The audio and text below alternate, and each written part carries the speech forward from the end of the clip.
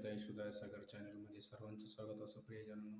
Please यशोदाय Sagar channel सर्वांनी like आणि subscribe करा की जेणेकरून जास्तीत जास्त लोकांना हा व्हिडिओ दाखवता आणि जास्तीत जास्त देवाचा गौरव केला जाईल. म्हणून प्लीज सर्वांनी हा यशोदाय सागर चॅनल प्रियजनांनो लाईक आणि सबस्क्राईब करा की देवाचा मोठा गौरव केला जाईल. मी तुमच्यासाठी देवाचा सुंदरसा म्हणणं घेऊन आलो आहे.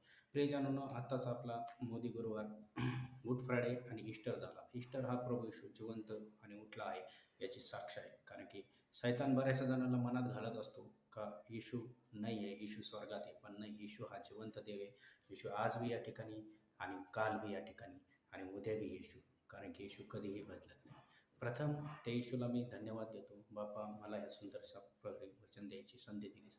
माझ्या पापाची कळत नकळत झालेल्या पापाची पत्कस देखील क्षमा कर बापा. आणि जमीन जेवढे ऐकतेत बघतेत त्यांना देखील पापाची क्षमा करा. कारण की तू पापाचा क्षमा करणारा परमेश्वरच प्रभू. कारण की मनुष्य हा पापी आहे, पण येशू तुझ्या प्युअर रक्ताने आम्ही शुद्ध आहे. तर तुम्ही जे प्रभू येशूने आपल्याला शेवटची आज्ञा सांगितली होती, मत्तेमध्ये सांगितलं होतं, जाऊन संपूर्ण सृष्टीला सुवार्ता घोषित करा, पिता पुत्र आणि पवित्र आत्म्याच्या नावाने बाप्तिस्मा द्या. आणि मार्क शुभ्रतमध्ये सांगितलं होतं, जो कोणी प्रभू येशूवर विश्वास ठेवतो त्याला त्याबरोबर चिन्ह असतील. ते येशूच्या नावाने भूते काढतील, नवनव भाषा बोलतील, सर्प उचलतील, कोणताही प्राण जातात, प्रथम मुळीच बाधा होणार नाही, दुखणे तर हात ठेवल्यावर ते बरे होतील. तर ही देवाची स्वार्थ आणि कार्य. त्याच्यानंतर प्रभूजींनी अजून एक वचन सांगितलं होतं, लूक शुभ्रतवण्याचा 24 अध्याय त्यातलं 50 वचन मी तुमच्यासाठी ठेवतो.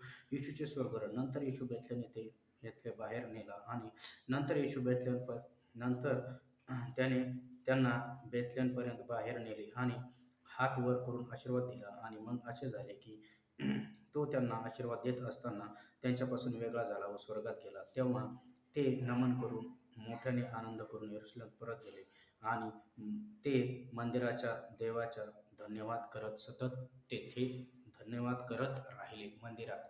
मग प्रभू येशू गेल्यानंतर प्रियजनांनो, ह्या सर्वांना रॅप्चर झालं, बघितलं प्रभू येशू सर्वांदेखत स्वर्गात घेतले गेले.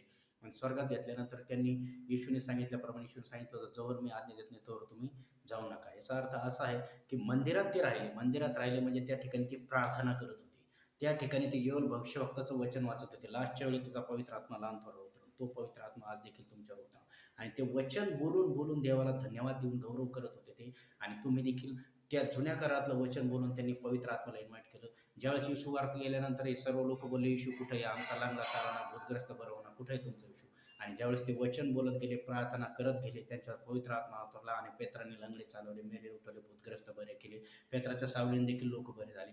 तोच येशू आज तुमच्या नामच्यात आहे प्रियजनांनो. तुम्ही बी देखील प्रार्थना करा, तो अभिषेक, ते रॅप्चर तुमच्यात येणार. जीवनात ते तुमची वस्तू भेटणारच भेटणार, पण येशूचं आरोग्य जीवन तुम्हाला भेटणार आणि सर्वकालिक जीवन. येशू जेवढे बघतात त्यांना